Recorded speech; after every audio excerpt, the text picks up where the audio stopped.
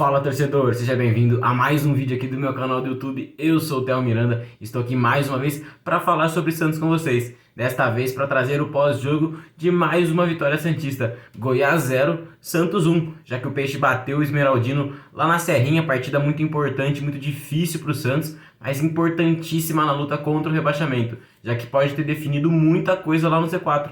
O Goiás que se afunda ainda mais e o Santos que respira e respira cada vez mais no Campeonato Brasileiro, buscando, é claro, a salvação nesse Brasileirão, já que o Peixe nunca caiu e provavelmente não vai cair mais uma vez. O Santos provavelmente conseguiu escapar, chegou aos seus 41 pontos contra o Goiás. A situação do clube de Goiânia fica ainda mais delicada e outros clubes nessa rodada, que foi muito positiva para o Santos, voltam a brigar ou entram nessa briga. O Cruzeiro, por exemplo, se complica e complica cada vez mais no campeonato. Hoje, né, na rodada do final de semana, estou gravando agora sábado, o Cruzeiro perdeu para o Curitiba por 1-0, que ficou completamente complicado, já que ele continua na zona do rebaixamento, fica claro com um ponto a menos, um jogo a menos que o Santos, podendo somar 3 pontos, e caso vença, ainda fica atrás do Santos, por exemplo, chegando aos seus 40. Mas ainda entre Santos e Cruzeiro, ainda tem muito time por aí. Vou passar para vocês agora um retrospecto de como está a tabela do Brasileirão nesse momento em que eu estou gravando o vídeo para vocês. O 13º somos nós. O Santos é o 13º com 41 pontos em 33 jogos. Enfrenta amanhã o São Paulo na Vila Belmiro. O 14º é o Corinthians, clube que finalmente o Santos conseguiu ultrapassar na tabela do Brasileirão. O Corinthians também tem 41 pontos em 33 jogos, empatado com o Santos. Porém, o Santos tem 2 vitórias a mais que o Corinthians nesse Brasileirão e por isso fica na frente da tabela. O 15º, o 16º e o 17º estão empatados em pontos. Os 3 clubes com 37. São eles Bahia em 15º, Vasco em 16º e o Cruzeiro em 17º. A diferença é que o Bahia tem os seus 33 jogos e tanto o Vasco quanto o Cruzeiro tem apenas 32. Então um joguinho a menos para cada um, mas os 2 clubes, já adianto para vocês, têm sequência muito complicada no Campeonato Brasileiro. O Vasco tem uma sequência difícil e o Cruzeiro tem uma sequência difícil, mas mais tensa, porque ou ele enfrenta equipes que estão no topo da tabela lutando por título ou Libertadores, por exemplo, ou ele tem confrontos diretos. Por exemplo, enfrenta ainda o clubes da parte de baixo. O Cruzeiro na próxima rodada, esse jogo a menos do Cruzeiro é um jogo difícil, por exemplo. Enfrenta o Fortaleza fora de casa. A derrota na final da Sul-Americana do Fortaleza foi pior para o Cruzeiro, porque caso já tivesse vencido a tal final, o Fortaleza já estaria classificado para a Libertadores do ano que vem. E por isso já estaria de férias no Campeonato Brasileiro. Mas agora não. Agora o clube nordestino tem que vencer para continuar sonhando com a ida à Libertadores de 2024. E por isso deve com força máxima para cima do Cabuloso, que se complica e complica cada vez mais. Hoje a derrota contra o Coritiba foi muito feia. O Cruzeiro teve um gol anulado. Aí aos 88 minutos, aos 43 do segundo tempo, o Coritiba consegue fazer 1-0 e a hora que faz 1-0 a torcida do Cruzeiro invade o campo, começa uma briga generalizada, porque quando a torcida do Coritiba vê que a do Cruzeiro invadiu, eles invadem também, e aí se inicia uma confusão entre torcidas.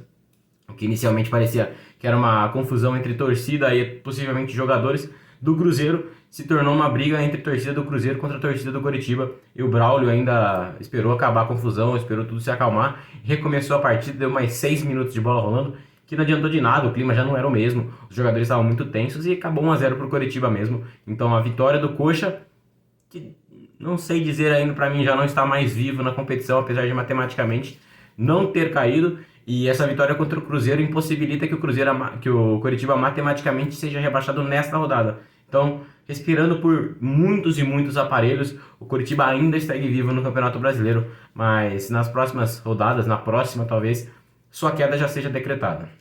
Então, 18º Goiás, clube que o Santos venceu com 35. O Santos, nesse momento, chega a abrir 6 pontos do Goiás, chega na 41. Vitória importantíssima, vitória maiúscula do Santos, que com 35 pontos o Goiás tem o mesmo número de jogos. Então, o Santos tem, com o mesmo número de jogos, uma diferença de 2 rodadas para o Goiás, matematicamente. Então, baita vitória, baita respiro que o Santos dá. Um jogo muito importante, um dos mais importantes que nós tivemos até agora, e mais uma vitória fora de casa, acho que vale até vídeo para isso. O Santos fora de casa cresceu demais de rendimento na mão do Marcelo Fernandes. 19º, como eu já disse, ainda não rebaixado matematicamente, mas já rebaixado futebolisticamente, digamos assim, é o Coritiba, que é questão de tempo para cair, tem apenas 29 pontos, 6 a menos que o Goiás, por exemplo, que ainda é o 18º. Para o Coritiba sair da zona de rebaixamento, ele tem que fazer 8 pontos para empatar em pontos com Cruzeiro, Vasco e Bahia. A diferença é que para Cruzeiro e Vasco ele tem 2 jogos a mais e para o Bahia ele tem 1 jogo a mais. Então tá muito difícil para o Coritiba, praticamente impossível, assim, 99% de chance do Coritiba já ser rebaixado. Nesse campeonato basicamente praticamente impossível.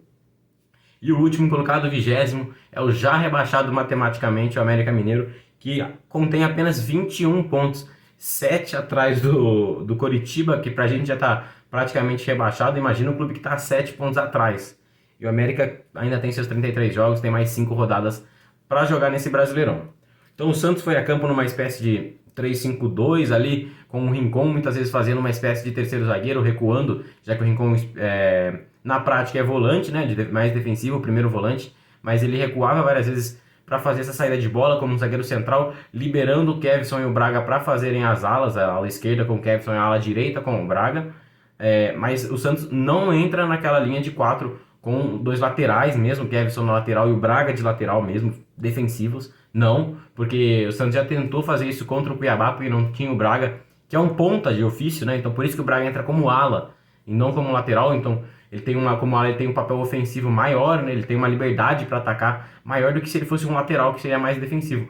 O lateral nosso é o Jean Lucas, é muito nome igual, gente, é o João Lucas, que não desempenhou um bom papel contra o Cuiabá, por exemplo, quando entrou. Então foi um jogo que o Santos teve uma grande dificuldade. Então por isso o Marcelo não entra mais nessa linha de 4 defensores, volta a jogar com 2 zagueiros, o Rincon cobrindo esse centro, já que o Basso tá lesionado, então a gente não tem nosso zagueiro titular, nosso melhor zagueiro em teoria, e o Dodô não tem condições físicas de atuar. Por isso não tem mais aquela formação de 3 zagueiros simples como é Dodô, Messias e Joaquim. Então vai a campo com o Joaquim e o Messias, e aí o Rincon como volante que recua para fazer essa função da saída de bola e atuar como terceiro zagueiro. Claro que com isso os dois alas têm um papel defensivo muito importante, e aí vai o principal destaque para Kevson e Lucas Braga. Destaque positivo para um, destaque extremamente negativo para outro. Vamos começar pelo ponto positivo. Para mim é uma partidaça, talvez a melhor partida defensivamente do Kevson com a camisa do Santos até hoje. Fez um garoto que tem um potencial enorme, que é conhecido pelo seu potencial ofensivo, foi perfeito na defesa do Santos nessa rodada. Fez diversos desarmes diretos, fatais, onde ele entra com tudo, que se ele não tirar a bola, seria uma chance clara do Goiás. Não cometeu pênalti, não cometeu faltas bobas como era de costume. O Kevson evoluiu muito nesse último jogo na questão defensiva, fez grandes desarmes.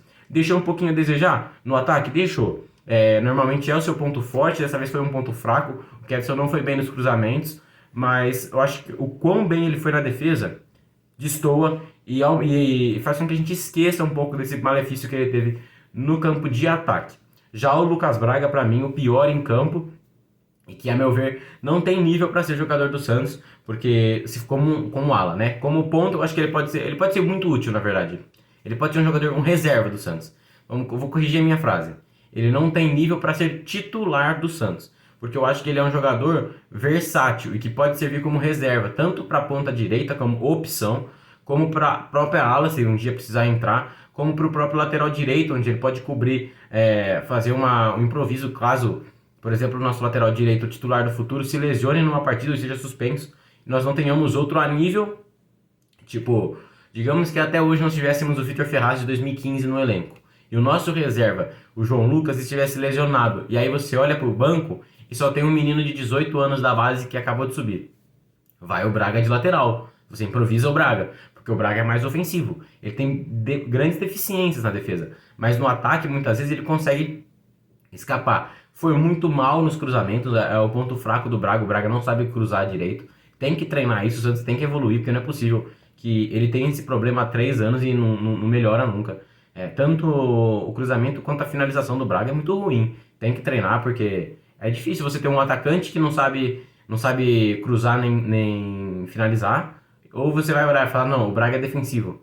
Você tem um defensor que não sabe marcar, não sabe dar bote. Então é muito difícil, o Santos precisa treinar o Braga e precisa reforçar a posição. Para mim, a lateral direita é a posição mais carente do elenco hoje, que se o Santos for ao mercado em janeiro, tem que trazer para mim no mínimo 2. um lateral um lateral e um ala, talvez, tudo bem. Mas dois a nível titular. Um cara que chegue, vista a camisa do Santos e fala, não, o dono da lateral direita agora sou eu que vou fazer acontecer, não tem mais problema. E aí vocês contratam um outro que seja bom também, não adianta contratar jogadores meia boca, porque senão a gente não vai pra frente, a gente mantém onde a gente tá. Precisamos de jogadores que aumentem o nível do time. Então contrate um jogador que tenha características talvez diferentes do que você já contratou, talvez um lateral titular defensivo e uma outra opção boa ofensiva para dar mais variedade para o elenco, quem sabe. Mas tem que ter dois bons nessa posição, porque o Santos hoje não tem ninguém nessa posição.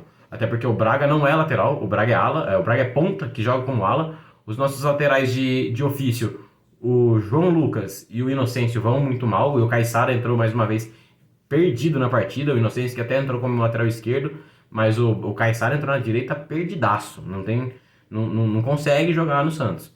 Então o Santos precisa reforçar a lateral direita, para mim é o principal ponto fraco do time. E agora, andando um pouquinho mais pra frente, eu gostaria de falar da entrada do Lucas Lima, que mais uma vez foi reserva no comando do Marcelo Fernandes, o titular mais uma vez escolhido o Nonato, que fez uma boa partida contra o Flamengo, fez uma partida razoável contra o Cuiabá, mas o Lucas Lima dessa vez ele entrou no segundo tempo, quando o Nonato também não fez uma boa partida contra contra o Goiás. Mas o Lucas Lima, achei que ele mudou o jogo. Ele tem uma qualidade de passe maior, com o Nonato em campo, o Santos ficou abusando de lançamentos com Messias, Joaquim, João Paulo. Então ficou só chutão, só chutão, só chutão. O Lucas Lima é o cara que tem essa qualidade do passe para pegar a bola, pôr no chão e dar as enfiadas de bola, os próprios lançamentos do Lucas Lima, caso ele vá dar uma bola aérea, são mais conscientes do que os lançamentos do Messias e do Joaquim, por exemplo. Então a nossa qualidade de passe, nossa qualidade de criação aumenta muito com o Lucas Lima em campo.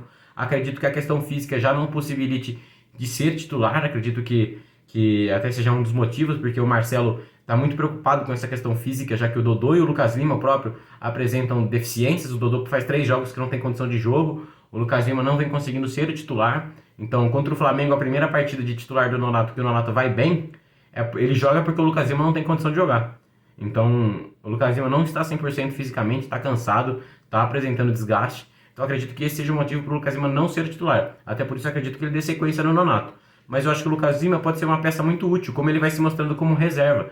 Eu acho que é uma peça que muita gente critica, muitos torcedores querem a cabeça do Lucas Lima. Eu não acho o Lucas Lima, claro, o meia ideal, o nosso camisa 10 titular, dos sonhos, digamos assim, mas eu acho que ele pode ser uma peça muito importante para o nosso banco de reservas. Eu não me desfaria do Lucas Lima, eu manteria ele no plantel para o próximo ano. Como reserva, mas um reserva de muita utilidade, porque mais uma vez ele entra e melhora o time. Porque ele tem um passe bom, ele tem um poder de criação, o cruzamento para o escanteio, quem cruza é ele, é um gol muito parecido com o gol que o Santos fez no 2-1 contra o Bahia, né? Que alguém cruza, talvez acho que contra o Bahia quem cruzou o escanteio foi o Soteldo. Dessa vez foi o Lucas Lima, o Joaquim briga no alto e o Furt pega o rebote e faz o gol. Então, mais uma vez, a bola parada do Lucas Lima diferenciando. Até as próprias cobranças diretas, o nosso gol de falta no campeonato, na conta do Lucas Lima contra o Inter na Vila. Quando o Jean bate, o Santos perde muita qualidade nessa bola aérea de cobrança de falta.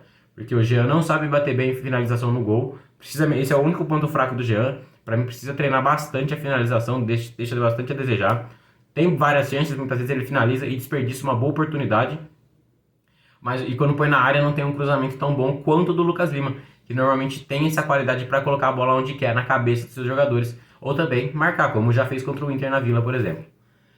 Dando sequência aos jogadores que entraram e se destacaram, claro que acho que para mim desses 5 destaques positivos que eu vou fazer, 3 acabaram entrando no final da partida. Mas antes de falar do Furt, que todo mundo já sabe que eu vou falar, vamos falar do Mendonça, que mais uma vez entra muito bem. O Mendonça bota fogo no jogo, acelera, tem intensidade, vai pra cima dos caras e fez a diferença. Quase marcou um golzinho no finalzinho, a bola, ele dá uma cavadinha por cima do Tadeu, ela sai tirando tinta da trave numa jogada de contra-ataque do Santos. E que por isso eu acho que o Lucas Lima e o Mendonça combinam. Porque num jogo em que o Santos, por exemplo, estava ganhando, você vai pra frente, você vai pra trás, no caso, para se defender, porque o Goiás passa a precisar do resultado. Então passa a ir pro tudo ou nada. Você ter o Mendonça, que é um atacante de extrema velocidade, e o Lucas Lima, que tem um passe muito bom, os seus contra-ataques passam a ser fatais. Porque numa bola enfiada, o Mendonça teve no mínimo 3 arrancadas para contra-ataque perigosas nos últimos 5 minutos da partida. Então, uma ele quase fez o gol na cavadinha, e as outras 2 ele teve uma chance perigosa. Ele criou com ele e o Furt criaram sim as oportunidades. Até o próprio Inocêncio acho que teve uma arrancada no final, junto com o Mendonça. Então ele bota fogo no jogo, ele leva perigo para o adversário. Acho que talvez o Mendonça seja mais útil que o Silveira hoje. Talvez se o Mendonça tivesse condições de jogo, eu iria com o Mendonça e Marcos Leonardo contra o São Paulo. Eu deixaria dessa vez o Silveira no banco. Talvez se o Silveira entre por ter uma dedicação, uma entrega em campo maior, talvez como opção de defesa, já que o Braga não é um primor na defesa. Então o Silveira recua um pouquinho mais quando o Santos não tem a bola para exercer esse papel da marcação no meio campo, tudo para todo mundo conseguir reforçar um pouquinho e proteger mais o Braga. Mas eu acho que o Mendonça tem que ter essa intensidade também. Para jogar no Santos tem que ter intensidade, tem que correr. Então eu acho que o Mendonça pode entregar. Por isso eu iria de titular Mendonça e Marcos Leonardo contra o São Paulo. Agora vamos falar, claro, sobre o homem do jogo, né, o nome do gol. Júlio Furt, mais uma vez, um jogador de vitória, um jogador iluminado no Santos, que tem 3 gols no Campeonato Brasileiro pelo Peixe e 3 gols que deram a vitória, que desempataram a partida. O 2-1 contra o Bahia, que ele entra e faz aos 92, o 2-1 contra o Grêmio, que ele entra e faz aos 94, e agora contra o Goiás, ele entra e faz aos 90. O Furt é iluminado, o Furt é o escolhido para salvar o Santos do rebaixamento. O Furt transformou 3 pontos em 9, né? Porque seriam 3 pontos de 3 empates contra a Bahia, Grêmio e Goiás. O Furt transforma em 9, com 3 vitórias. Então, para mim, se o Santos não cair, porque eu acho que vai acontecer, o Santos vai conseguir se livrar, o Furt, para mim, é um dos principais responsáveis, é um dos nomes da salvação. Uma contratação extremamente acertada, uma das poucas dessa gestão Rueda, mas que se mostrou muito capaz. E com a provável saída do Marcos Leonardo no ano que vem, eu acho que o Furt pode ganhar muito essa chance como titular, como o homem-gol do Santos, porque ele tem uma característica mais de área, mais de 9 forte, 9 físico, de bola aérea, e tem clara a explosão, já se mostrou muito rápido, até no próprio gol contra o Grêmio, é ele quem explode aquela bola que o Grêmio cruza na área de defesa e dá um pique da área de defesa à área de ataque e faz o gol. Então ele tem a velocidade sim, tem intensidade, chuta muito bem, o Furt chuta muito bem, muito forte, então ele leva perigo. Eu acho que Furt e Mendonça, por exemplo, Furt e Morelos, Furt e Silveira, se for renovado o contrato do uruguaio, acho que pode ser pode ser opções de ataque muito úteis. Então eu acredito que o Furt esteja bem no Santos hoje e talvez com mais oportunidades ainda no ano que vem. Para mim o Furt, sem palavras, é o homem do jogo. Claro, não jogou tanto tempo, pelo menos bastaram apenas 4 minutos em campo para ele fazer o gol da partida, que o Santos não tinha conseguido fazer no jogo inteiro. Claro que sobe numa bola que parece que ela se oferece para o Furt, estava esperando tanto tempo para escolher para quem ela iria sobrar, e ela sobrou para o Furt aos 90 minutos do segundo tempo do jogo, aos 45 do segundo tempo. Então, iluminado, o Furt mais uma vez salva o Santos e faz com que o Santos suba um pouco mais na tabela, ultrapasse o rival e chegue a 41 pontos nesse Campeonato Brasileiro, disparando cada vez mais da zona de rebaixamento. Abrindo 6 do Goiás e 4 do Z4, Santos respira ainda mais e vai focado agora no jogo de amanhã, o clássico contra o São Paulo na Vila Belmiro, partida importante que o São Paulo não deve ter Rames Rodrigues e Alexandre Pato por lesão, então o São Paulo não vai estar 100% na Vila, capaz de o Santos ir para cima, já que o Soteldo voltou da lesão, então é capaz do Santos ir de Marcos Leonardo e Soteldo, tinha me esquecido do Soteldo. Mas se for com o Soteldo como meia, pode ir com o Marcos Leonardo e Mendonça. Diversas são as variações possíveis para o Marcelo para tentar aumentar a sequência do Santos, que nesse momento é a maior sequência de invencibilidade do Campeonato Brasileiro. O Santos chega a 5 jogos de invencibilidade. Depois do fatídico 7-1, o Santos nunca mais perdeu. São 5 jogos, 3 vitórias e 2 empates. É a maior invencibilidade da Série A junto com o Galo e Grêmio. A diferença é claro que, por exemplo, o Grêmio vem de 5 vitórias, que é algo muito difícil já da nossa situação, não é das melhores. E nossos adversários também não são fáceis, né? Já enfrentamos Corinthians, já enfrentamos Flamengo nesse meio tempo. E então o Santos tem uma sequência difícil, um momento delicado, mas que vem crescendo. Então o Santos busca cada vez mais evoluir e se disparar, quem sabe, ao ampliar essa sequência de vitórias contra o São Paulo e se tornar, ou de invencibilidade, e se tornar aí a maior invencibilidade do campeonato, quem sabe. Então é isso, eu vou ficando por aqui. Amanhã tem pré-jogo de Santos e São Paulo, o Sansão na Vila. Então é isso, espero que vocês tenham gostado. Não se esqueçam de me seguir nas minhas redes sociais para ficar por dentro de tudo que acontece com o Santos e com a seleção brasileira. No Twitter, é claro, são as minhas opiniões um pouco mais pessoais, onde, claro, compartilho os links das minhas matérias, mas também dou algumas opiniões. No Instagram, sempre compartilhando o link das matérias via Story, então acho que vale a pena para vocês me seguirem por lá. Se inscrevam no canal para não perder mais nenhum vídeo sobre o Santos e deixem um like para continuar me apoiando. Então é isso, espero que vocês tenham gostado e até a próxima. Valeu!